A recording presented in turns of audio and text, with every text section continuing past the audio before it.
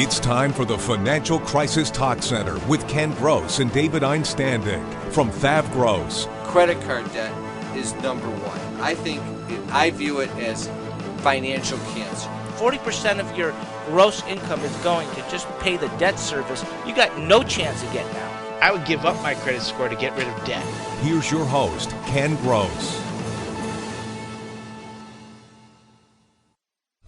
Welcome back to the Talk Center. This segment of the Talk Center, we're going to talk about a topic that has been in the front center stage for the better part of 2 years, as long as the building stays together. We're going to talk about the Affordable Care Act, and we have a guest with us in the studio, a good friend of mine, Alan Zupke, independent insurance advisor, who has been my insurance, or actually our firm's insurance advisor for many, many years, does health insurance specialist, and we're going to talk about the Affordable Care Act. Now, does anyone know of another name that people commonly refer to the Affordable Care Act Well, as? I could give you two names.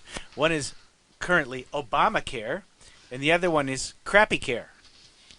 Where do you come up with this stuff? Well, I just know a lot of people that are extraordinarily disappointed with the results of the insurance availability that they have with Obamacare. All right, so I want to get into the topic, Brian, but before I do, I just have to ask one question. Is that really out there as a word that people refer to it, or is this one of the things where you've made up the word? No, actually, somebody else I know has referred to it. He's extraordinarily disgusted with the fact that... Have you read this anywhere? Is it? I haven't seen it on Facebook. Okay, but not on CNN. Okay, so Facebook. It should be We Care, because it's really not that affordable sometimes. The We Care Act. That's a tough one. All right, here's what I want to go through. Because there's a lot to talk about. And there's so much. I mean, what was the act? The act was 2,600 pages. So not that many people are that familiar with all the ins and outs. Didn't you read all 2,600? Of the act. You read the entire 120-page adjustment plan. Well, no, I perused it twice. We covered that a couple segments ago where David pointed it out. David Einstandig, my co-host. Always glad to see you, Ken.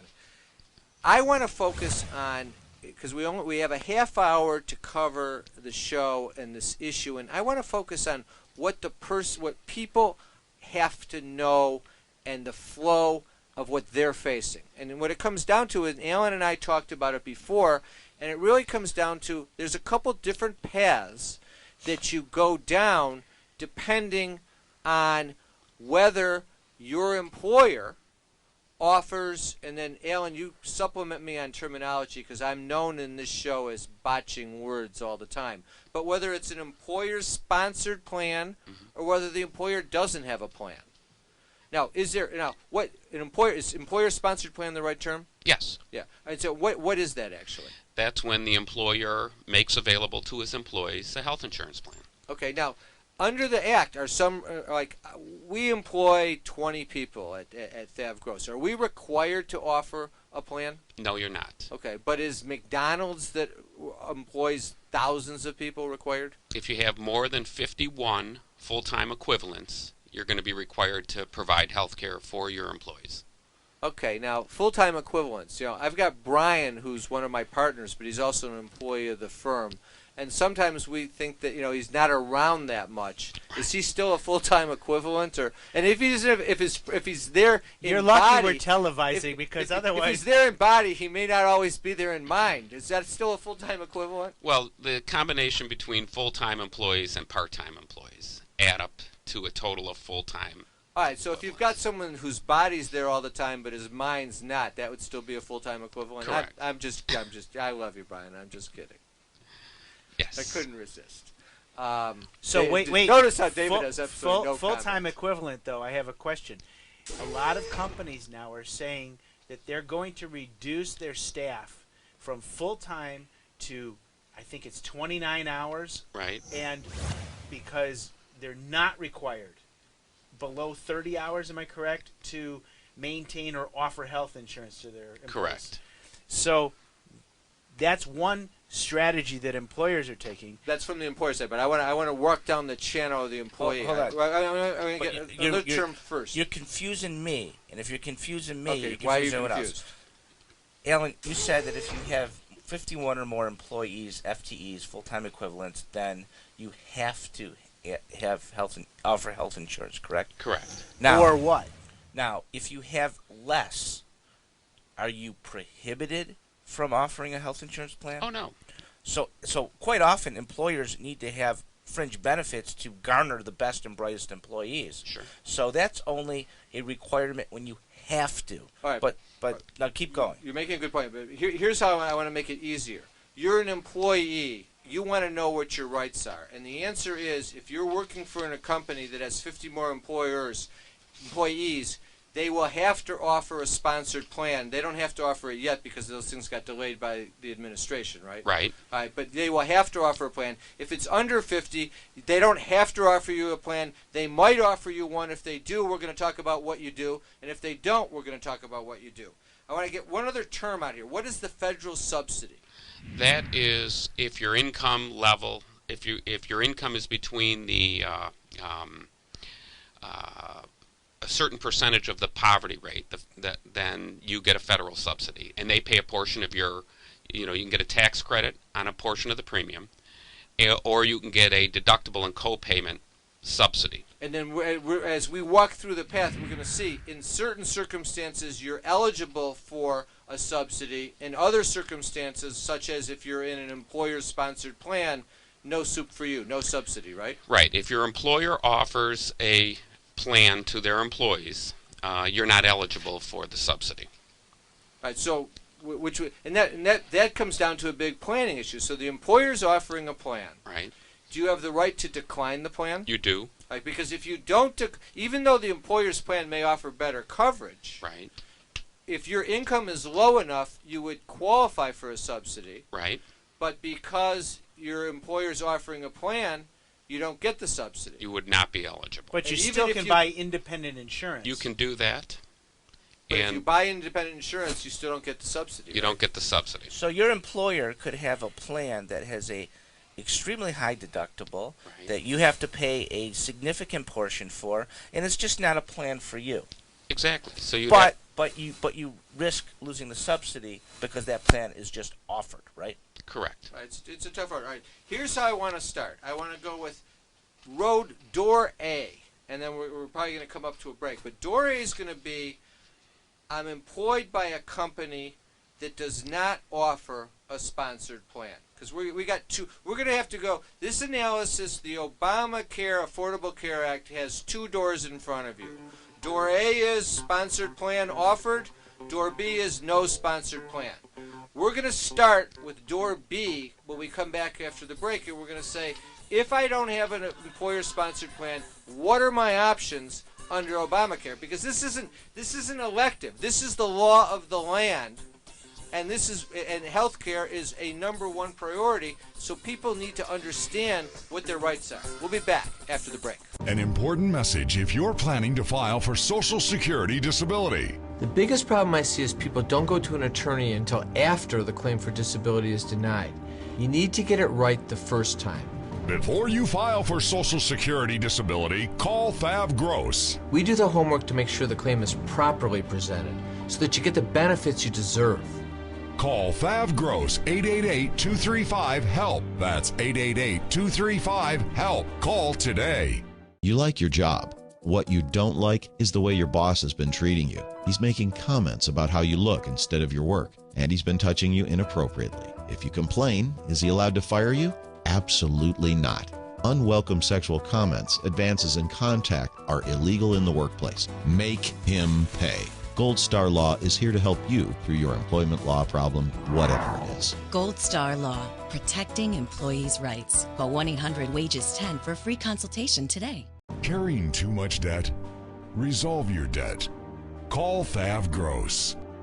You don't need to be broke, and you don't need to hit rock bottom. If you have income and you're struggling with debt, dump it. Think about the next 10 or 20 years. If you do what the banks tell you, you'll have nothing to retire with. There is a solution. Don't waste your future. Call Thav Gross. We're experts at eliminating credit card debt. 888-235-HELP. That's 888-235-HELP. Every family has the family meeting, and we all know what that means. Dad's got dementia. What are we going to do? what's the care plan that the family has in place? Usually they don't, or they struggle with a care plan. When you go home tonight and you talk to your tax person and you talk to your financial person, say, what's the plan that you have in place? And as soon as they don't give you an answer, give me a call, because I can do it for you. Is the debt piling up? Struggling to get by? It's all about preserving future income. Bankruptcy is one option. When it's right, it's the least costly, most effective way to save your home, eliminate a second mortgage, and wipe out credit card debt. But you need to address the problem now. We help people with bankruptcy. Call the experts. We're Thav Gross. Our firm will solve your problem. 888-235-HELP. That's 888-235-HELP. Welcome back. We're talking with Alan Zupke, independent insurance agent, about the Affordable Care Act, Obamacare. And I said at the beginning of the show when we asked Brian other names, and he had his own names for the act. And I got a couple texts from some listeners. Obama Doesn't Care Act, and also Unaffordable Care Act. So, I mean, I imagine there's several names. We could probably do the whole show on names, but we won't. We said when it came up to the break, we're going to go door A and door B. All right, Alan, door A is my employer does not offer a plan. Okay, I need insurance. What do I do? What are my options? You can go on the federal marketplace. You can go on the exchange or that marketplace. So are my options at that point? I go on wait. I hear two words all the time: exchange and marketplace. It's the marketplace. It was formerly the exchange, but now it's called the marketplace. So is the marketplace like a website you go to and it has plans, or what exactly? Healthcare.gov. Okay, it's and as you go simple there, as that. and so is it the same for everyone in every state, or is it different? It's the same for everybody in every state. All right, so option A is my employer doesn't have insurance. I go to this website, right, affordablecare.gov, and I'm now on the marketplace or on the exchange, right? Right. Do I need to buy one of those policies, or are there other options that I have?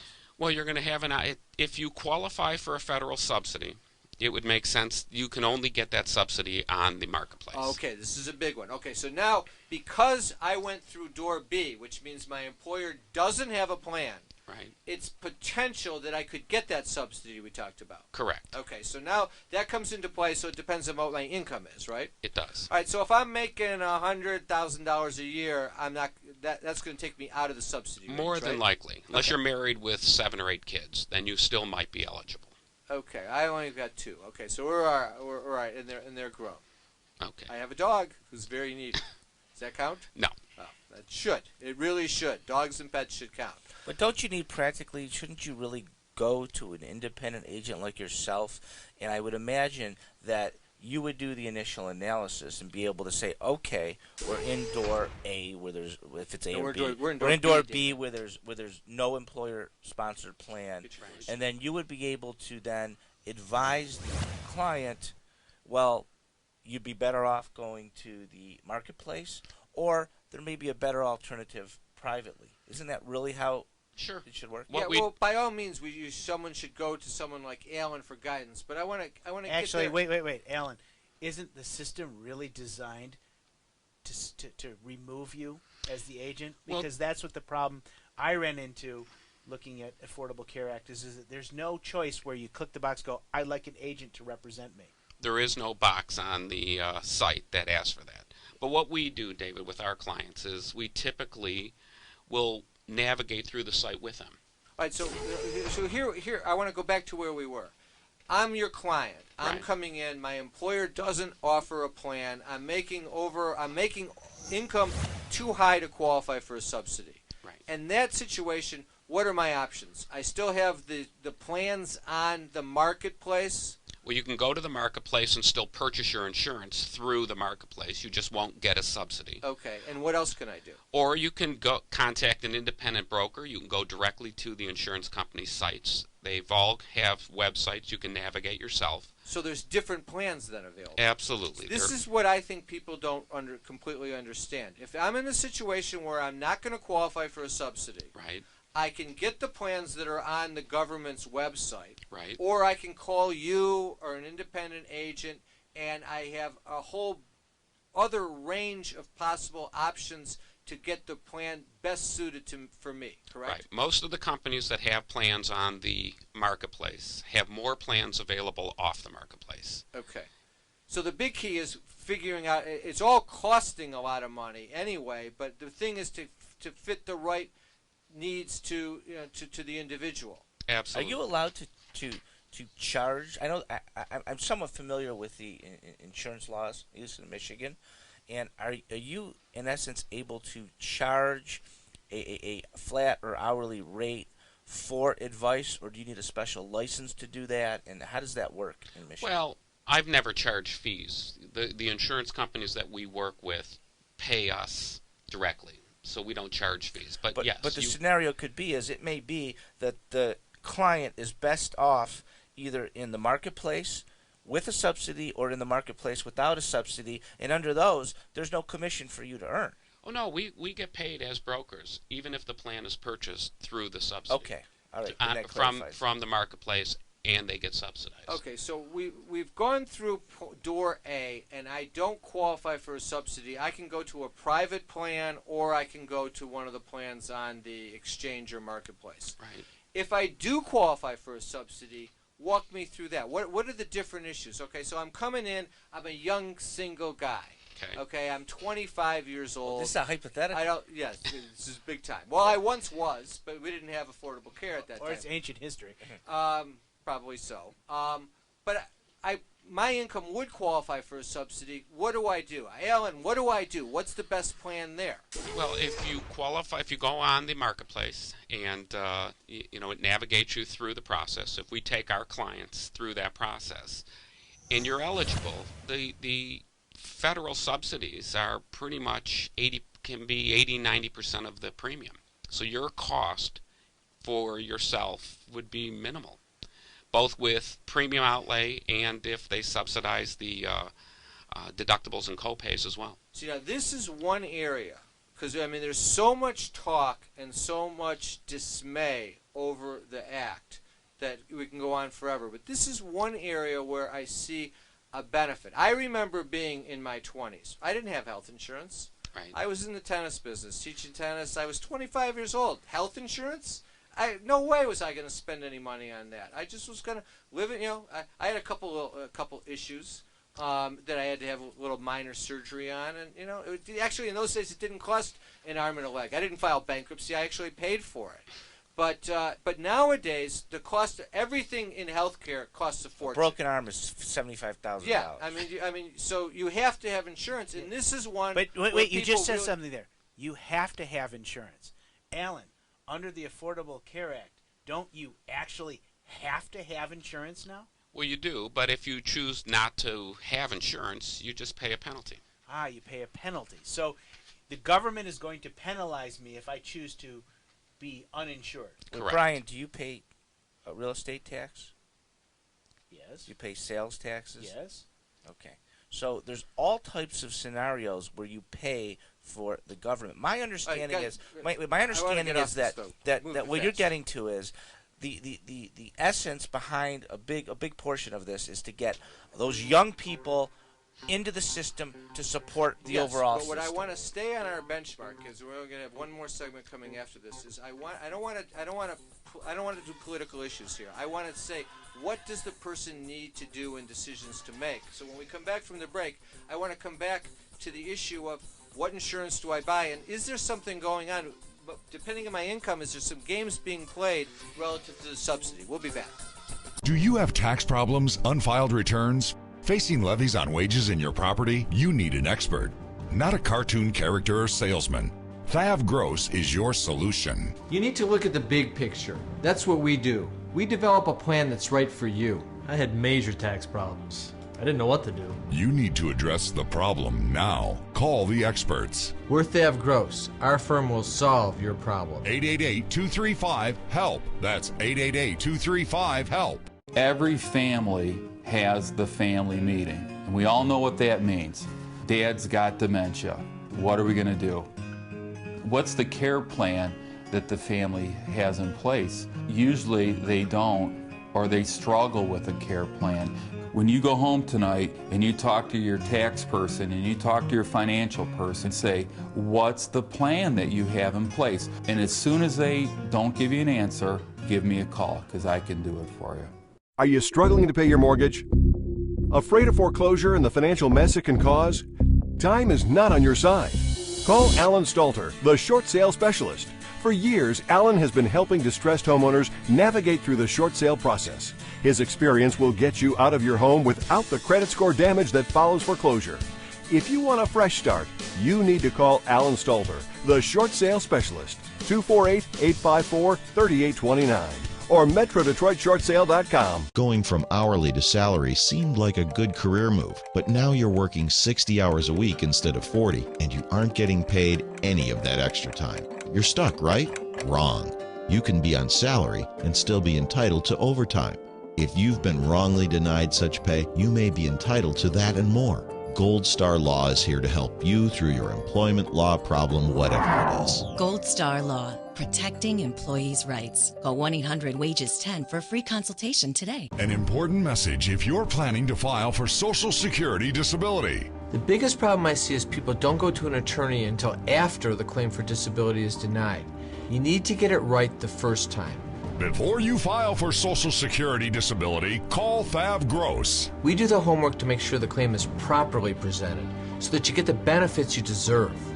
Call Thav Gross, 888-235-HELP. That's 888-235-HELP. Call today. Hi, welcome back. We're talking with Alan Zupke, independent insurance agent, about Obamacare, Affordable Care, and we're walking through what our options are. All right, the first, door B, and I botched up the doors a few times as I'm told, but door B was if the employer does not offer a sponsored plan, and we walk through your options there. Now I want to go to door A. I work for a company. There's an employer-offered plan. So the one thing we've already covered is no subsidy available regardless of my income. Correct? Correct. Okay. Now let's assume I'm making decent income. I have to make decisions as to insurance. So what happens first? I look at the options the employer offers me. Right. Okay. And then how does that gets conveyed by however the employer conveys it, I guess, communicates it? Sure. Okay. Like some employers, like big companies, sometimes have websites to go to. They do. They do? Okay. Or like in our company, we decide the plan that we're offering to our employees, and we say, here's the plan. Right. A company your size has actually two plans available to your employees. One plan is an HMO and one plan is a PPO. And you have a certain contribution rate that your employees pay. And they have to make a decision what plan makes most sense for themselves and their families. And your contribution is your contribution. So they have to decide what plan of action makes the most sense for them. And could any of our employees go look and see what's offered in the marketplace as well? Right. So they can say, you know what, I don't like your contribution rate. I'm going to see what else is available. All right, now, there's a consequence to that, though. That's what I wanted to bring out. If they take the insurance on the plan that's offered, right, the insurance benefit is not taxed to them. Correct. And their contribution rate is paid with pre-tax dollars. Okay. Now, they say, I don't like your insurance. Just give me the money instead. And I don't have to give them the money, but if we say, fine, you can have the money and go buy your own insurance. You can do that. Okay. But if I say you can have the money, I can't give them that money tax-free. I can't. If I give them the money as wages, I get a deduction as the employer, so it doesn't hurt me, but they have to pick up income on that money. Correct. That's kind of like unfortunate. And the employer's paying the payroll taxes on it and all that other stuff.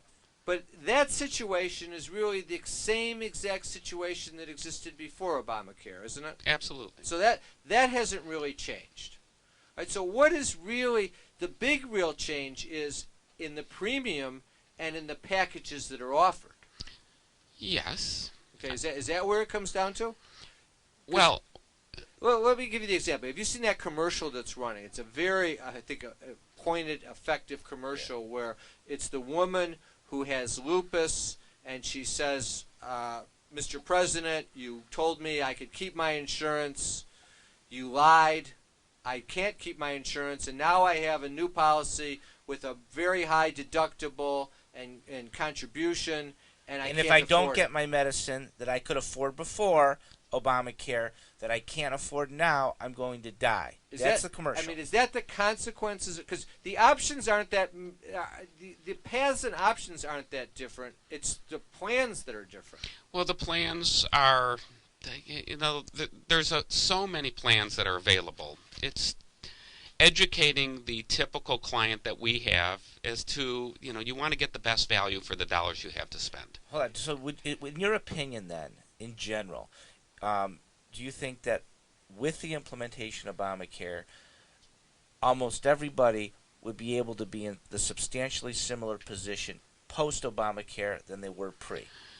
Probably not. At least from my experience, I have very few clients that, individual clients that have this, they're paying more money for a higher deductible and copay plan now than they were in the past. I mean, what I've seen is people in their 50s and 60s and up that are not in an employer-sponsored plan. Right. They had their coverage, whether it was Blue Cross or Priority or whoever it was, and now they have a new plan, but they're all saying to me, I have a new plan, and great, I've got coverage for maternity leave, but my wife is 62, Right. but at the same token, I have a higher deductible, and I have a higher copay, and my premium's higher. Right. So those are the people I think that's where there's a lot of frustration in the act. And is that kind of consistent? Well, my experience has been yes. I mean, to give you kind of a for instance, I was paying $900 a month for my previous health insurance plan. I had no prescription drug card because I didn't need it, and I had no outpatient services. And that was $900 a month with $1,000 of worst case scenario out of pocket cost. And now my premiums and deductibles, I pay the first $21,000 in total cost in premiums and deductibles before I have $1 of health coverage. So you've gone from 9 to 21. Correct. K. Yes. 1,000. Yes. And you got to figure this. This guy has figured out the best possible plan for himself. He's not leaving anything on the table. The person who doesn't figure out the best could go from 9 to 32. Most people have seen that type of increase. That has been my experience is that right. It depends on your age, and you can buy a richer plan if you choose to buy a plan that is 100% coverage for a family in their 50s, as Ken raised. You're looking at about $2,000 a month in premium today. That's tough. I think I forgot to thank our sponsors on the show. So I want to be sure and thank Gold Star Law, Samasco Law, Elite REO Services, Alan Stalter, Short Sale Specialist, Cardiology Associates of Michigan's coming on board. We've got seminars coming up. Be sure and check the website. I want to thank Alan Zupke for being with us on the show today, an independent insurance agent. Alan, can we give people your phone number in case they want some help? What's your number? 248-350-3400. And I can be reached at extension 115. He's a great guy. I can encourage you. He'd be happy to answer your questions. Thanks for being with us, Alan. Everybody, have a great week. Thanks.